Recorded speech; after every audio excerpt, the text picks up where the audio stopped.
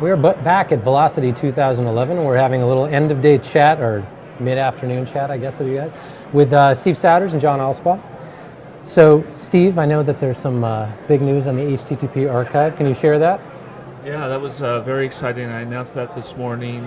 The HTTP archive is a project I started about 6-8 months ago, crawling top websites, collecting performance data.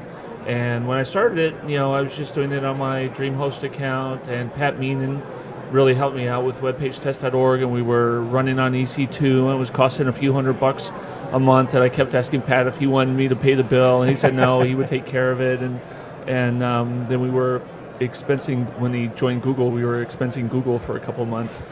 And we wanted to go from 20,000 URLs to 1 million, right? I want to do that in the next couple months. And it was just going to be incredible high costs, and so it's much more cost effective for us to build out our own data center space to run that, but that still is going to take a fair chunk of change. And so we needed sponsors, and to get sponsors we needed a nonprofit. And I had been talking to Brewster Kahle at the Internet Archive about this project for over 2 years. And once we had it kind of up and running, I went back to him and said, would love to team up with you on this. You guys have a nonprofit. It's the same mission, creating this digital library, this digital archive. And he was like, yeah, we would love to do this. And you guys already have the code. Sure. So, Steve, are you going to keep running the project? I said, yep, I'll keep running the project. And I reached out to some of the main people you would think of, O'Reilly, Google, Mozilla, New Relic, Strange Loop Networks, Dynatrace, and there's one other one I can't remember. What? Etsy! Yeah, that's the other one. So the main announcement was we have sponsors, we have a nonprofit so that we can get that funding, and that is what we need to take it up to the next level. We're going to do 2 orders of magnitude more URLs, hit 1 million URLs, and we need to keep going. Of course, that's not the end. We want to grow to 150 million URLs like the Internet Archive does. Yep. We want to start doing mobile. We want to do more mobile devices, more browsers, but we're off to a really good start. That's excellent. Yeah. Congratulations. That's Thank fantastic. you. Yeah, super. So, turning to the show itself, John, what stood out for you today? Any surprising themes, any things that you weren't necessarily expecting? Well, I've got 2 thoughts thus far. One is that the sessions, we've been doing Velocity's been happening this is the 4th one, and the difference between the first one and this one is stark. I mean, outside of this sheer population, there's just so much more advanced content. We had in 2008 there were sessions. What is configuration management, right? And now we've got sessions of not just that's just a foregone conclusion. Everybody's using it, and people are using Puppet and Chef, but the audience are asking extremely advanced edge case questions, and you can tell that the community's come together and forwarded the thinking, right? In 4 years, it went from, this is new and novel, to, of course I'm using these tools, of course I'm using these processes, and we're working with various groups in these sorts of ways. Now let's really dig deep into the guts, into the meat of things. Whereas before, questions and answers of that sort of advanced nature was only going to come. It was only going to come in white papers. Sure. It was only going to come from really large companies like Google and Yahoo and Amazon. Right. And the second thing is that there's been a couple of presentations that's touched on it heavily, and that is this topic of sort of rehumanizing, bringing back this idea that smart people build smart systems. It's not just about the tools. It's not just about the technology. Yeah. It's about sort of using technology to sort of enhance the abilities of the people that are building these things, with an eye towards performance and an eye towards operability, and availability and resilience. This recognition that it all comes from up here, right? And it's not that we're going to build just so much intelligence into the computers that we've got some sort of Skynet thing. When things go right, people are there. When things go wrong, people are there. So we should capitalize that. We should sort of leverage that people have abilities to build systems that aren't as smart as people.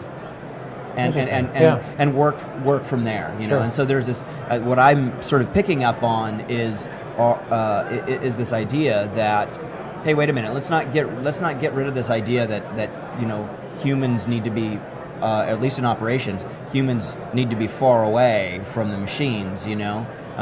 In fact, let's make it so that the man-machine, you know, boundary is crossed really well in the best way that we can do it. So those are the two themes that I'm sort of seeing. Steve, how about you? What have you seen today? Well, I think one thing, kind of going back to John's first point about how complex things are now, how much more information there is. The audience is a lot smarter. There's a lot more experience, a lot more stories, a lot more tools, a lot more automation, a lot more everything. Is you know, that complexity is kind of scary, right? You know, so one thing I am struck by is, from the beginning we had these two kind of tracks, ops and performance, and you know, I hung out in the performance track. And so back then, like most of the ops stuff I could kind of understand. I used to, you know, be a back-end guy, and I ran my Yahoo and, you know, was the build master and push master and all that stuff. And like, you know, I now, like the stuff that's happening in the ops track, like most of it, like I can't keep up with. And this is the first year where some of the stuff in the performance track, like I can't keep up with. Like, I'm introducing speakers, and then I'm sitting down quickly to listen because I don't know really what they're talking. I've never programmed with Node before, and we have 3 or 4 Node talks this year.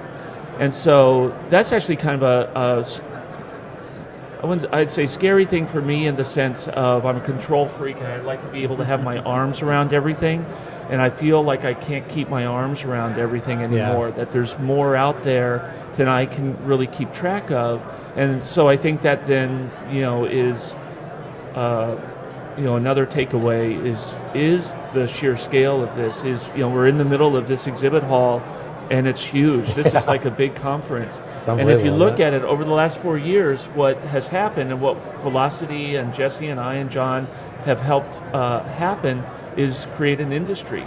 And if you look, a lot of these companies weren't here 4 years ago, right? And or, you know, the ones that were here 4 years ago, they're launching different stuff now. And so it's really exciting. So we have this explosion, right? Is this new technology, this new complexity, this interest in being able to use all of this technology and complexity, and the automation and tooling and services that have come up around that. And so it's been really exciting to watch that happen. So I know you guys are on the clock. So we have another day tomorrow. What are you looking forward to? Well, tomorrow for me in the performance track, I don't want to leave today already. I mean, we had, and then the other thing, so like more minute things that struck me today, the awesome keynotes, John Rouser, Doug Crockford, Theo, and of course we finished the morning with Tim O'Reilly, incredibly inspiring. And then I missed the whole mobile performance track today. We won't have that tomorrow. Tomorrow's in the afternoon. It's the Velocity Culture track. So that's the other thing that struck me, was how much mobile there is. We had 2 of the sponsor talks, 2 out of 3 I think this morning were about mobile. So that's the other thing. Okay, so now tomorrow, tomorrow the main thing for me is John Resig is doing a keynote. Very interested. Of course, he has tremendous success, you know, creating the most popular JavaScript library in the world, and he's going to talk mostly tomorrow, not like at a technical level, but at a organizational level. How, especially in an open source project, how do you maintain you know, good focus on performance? Because I think we all seen that focus kind of peak and wane, you know, ebb and wane. And then in the afternoon are the browser talks, and those are always really interesting. This year we're adding Opera, so we have Chrome, Firefox, Internet Explorer, and Opera tomorrow. So those are the big things for me. Right. John, how about you? I'm looking for, so tomorrow's this velocity culture talk, right?